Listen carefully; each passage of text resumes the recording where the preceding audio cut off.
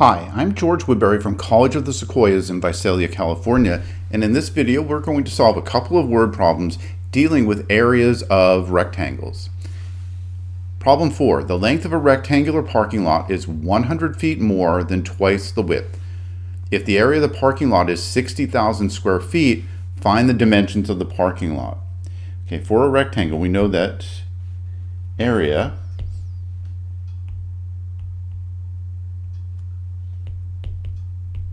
equals length times width. And so I'm going to build a table of unknowns for the length and the width first. It says the length is 100 feet more than twice the width. So if we know the width, and let's label that as x, then the length is 100 feet more than twice the width. So 2x times 100 there. And we know that the area is 60,000 square feet, so 2x plus 100 times x equals 60,000. That's the equation that we need to solve. Going to begin by distributing on the left-hand side. That gives me 2x squared plus 100x equals 60,000. Subtract over the 60,000. 2x squared plus 100x minus 60,000 equals 0. And these numbers are large, but I can make them a little smaller because I notice that there's a common factor of 2 in all of these terms. So I can factor that out first. 2 times x squared plus 50x minus 30,000 equals 0. And I know that I don't have to worry about the 2. That can't be equal to 0. I just need to worry about the trinomial left in the parentheses.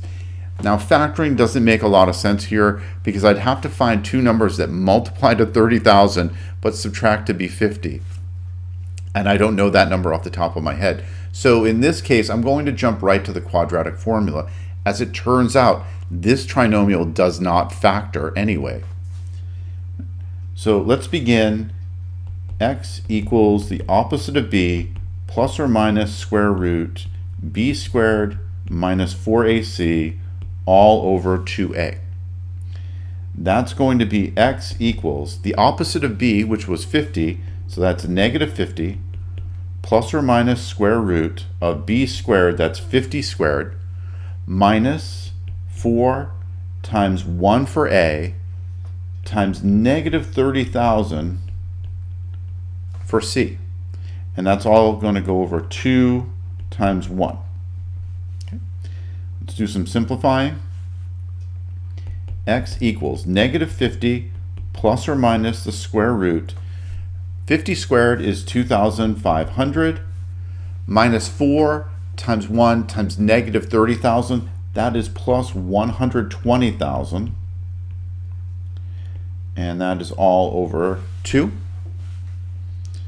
Finally, we get to x equals negative 50 plus or minus the square root of 122,500 all over 2. So we need to go to the calculator now to find our solution. I can ignore the solution that involves subtraction in the numerator because negative 50 minus some other number is going to be negative. And that is supposed to represent the width, and you can't have a negative width. So all I really need to worry about is the one with the sum. So I need to figure out what is negative 50 plus the square root of 122,500, all divided by 2. And I'm going to turn to the Desmos scientific calculator for that.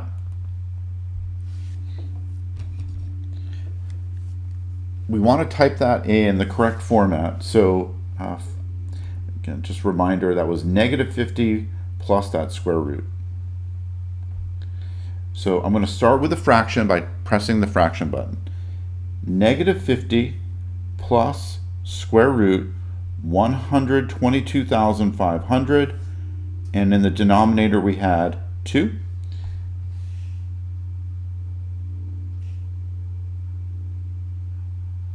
And that equals 150.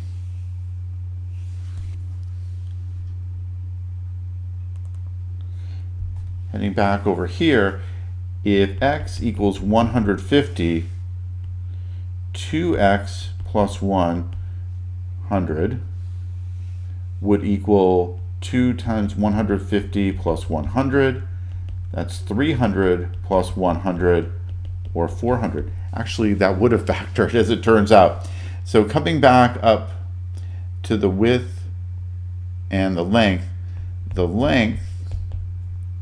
is 400 feet, and the width is 150 feet. Sorry about that. Okay, let's move on and try one more problem. Oh, by the way, one more thing that I should say here. If I had tried to factor this, I now know that one of the factors would have been x minus 150. The other would have been x plus 200, which would have led to a negative solution, and we would have thrown that out. Right. The last problem for this section, problem 5. A rectangular piece of cardboard is 4 inches longer than it is wide. Squares with sides 1 inch long are cut from the 4 corners, and the flaps are folded upwards to form an open box. If the volume of the box is 60 cubic inches, find the dimensions of the original piece of cardboard. Okay, so first, the volume of a box is length times width, which is basically the area of the base, times the height.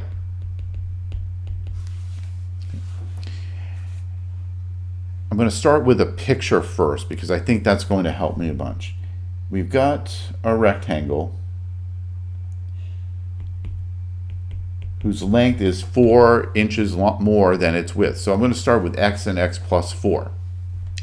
It then says to cut 1 inch quarters from each of the 4 corners, 1 inch squares, like that. So notice on this left-hand side, I'm cutting 1 inch at the top and 1 inch at the bottom. I'm making that side 2 inches shorter, so it was x. The new width for the box is going to be x minus 2. At the top, the same thing happens. I'm starting with x plus 4, but I'm taking 2 away, and that's going to leave me with x plus 2. When we fold up the box, it's going to fold up to a height of 1 inch because we cut off a 1 inch square. So the length is x plus 2. The width of the new box, 3-dimensional box, is x minus 2. And the height is 1. So again, length times width times height equals volume. So I've got x plus 2 times x minus 2 times 1 equals the volume of 60. Now I've got an equation I can solve. That factor of 1 on the left-hand side doesn't do anything. So I'm going to multiply out x plus 2 times x minus 2, which is a difference of, gives us a difference of squares. That's going to be x squared minus 4. If we did FOIL-style multiplication, the two middle terms would be opposites and cancel each other out. That's equal to 60. Here I've got an equation where I have one squared term and every other term is a constant. This is best to solve by using the square root property. I'm going to add 4 to both sides. That gives me x squared equals 64. Then I can solve by taking the square root of both sides. Remember, on the right-hand side, we want to use plus and minus the square root of that. And that gets us to x equals plus or minus 8. Now, x was the original width of the box, and it cannot be negative, so I'm only going to focus on the solution that was positive 8.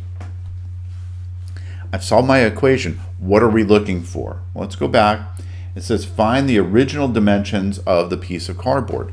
So the original dimensions had a length of x plus 4 and a width of x. So putting 8 back into those, the length is going to be 8 plus 4, or 12 inches. The width is going to be just x, or 8 inches. So the original dimensions of that first piece of cardboard, 12 inches by 8 inches.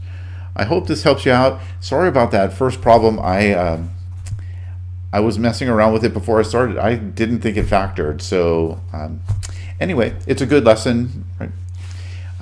Sometimes we make mistakes as we go, and that's okay, as long as we catch them. That's the important part. All right, in the next video, we'll come back and we'll do a couple more geometry problems, this time involving shapes with circles involved.